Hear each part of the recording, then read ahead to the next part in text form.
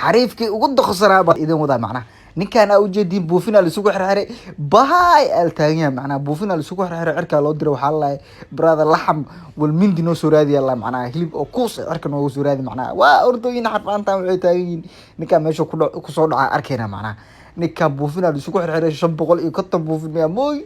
laisugu xirxiray ninkaan cirkaa loo diray waxaas madowga ma arkaysiin buufin waa macnaha oo ninka u saarnaa waa macnaha buufina cirka loo diray adiga buufinka cirka ku maqan yahay waa arkayna bal meesha sheekada ku dambeysay yaa si fiican u fiiriyo buufinka ilaa hadda cirka uu taagan yahay laakiin ninkan wuxuu ilooway cirka markastoo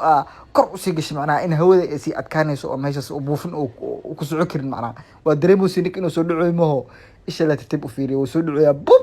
ninka waa soo dhacay macnaha waa kaas dhulka usii dhow yahay ninka dhulka usii dhow yahay buufinkii waa ku daayay 550 buufin oo soo baxay ninka buufinka waa soo baxay waa soo dhow yahay cirka ka soo socdaa dhulku madax u gal rabaa waa kasbaash waa soo dhacay odag wuxuu ku soo aaday meel wada dhagaxaan uu ku soo aaday laakiin ninkan inuu hadda nool yahay iyo inuu dhinto mala oga macnaha tacbaan waaye waa la wadaa waa ujeedin dhakhtar dhan ma joogo meeshaan ciyaalka xaafadda la waaye oo baxarka geliyay oo buufika isugu xirxiraa soo waday laakiin ninkan cid taajiroon ku dhashay macnaha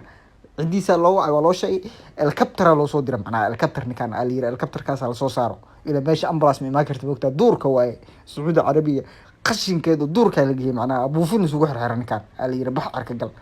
adiga ugu dambeyn ninka waa soo dhacay waa kaas tacbaan waaye cidiisa loo sheegay waxa la yiri wiigaarkiina tacbaan waaye ambulance u soo dirsaday cidi helicopter soo dirta mujadiin waxay dhaheen helicopterkaas noo soo saaray iyaarkeena taajir waaye inuu naga dhigto marabno adiga waa kaasay kulay helicopterka hadda la saaraya ninkan xaalkiisa xaal fiican ma macnaha helicopterka waa soo dhawaatay ayaa ambulance looga dhigay helicopterka dhakhtar dham saarna hadana macnaha ninkan inta loo wada dhakhtarka isbitaalka nasiibkiisa haduu dhinto hadda waa kaasay yaa ninkaas maxaa maleynaysiin inuu dhintay ama inuu nool yahay maxay idin la tahay bal committee inuu soo cadeeyay ninka hadda waa kaas waa la sii wadaa waxaa la saaraya helicopterkaas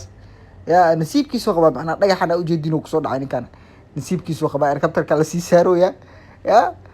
bal waa laxam mulmindi cirka laga doono macnaha hiliba cirka laga doono bal hawshaas maxaa gelinaya waa hadda waa kaas ninka waa soo dhacay helicopterka la saaray waxaa loo sii wadaa hospitaalkii bal waa kaas uu soo duceeyay inuu ilaahay caafiyo waaba haduu nool yahay